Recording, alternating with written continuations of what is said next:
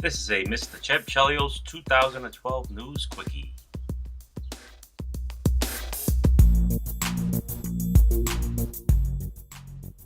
Cardboard cop cutout cuts crime and saves money in Massachusetts. As part of an effort to cut crime at the Alewife MBTA subway and bus station in Cambridge, transit police placed a cardboard cutout of a police officer in the bicycle cage.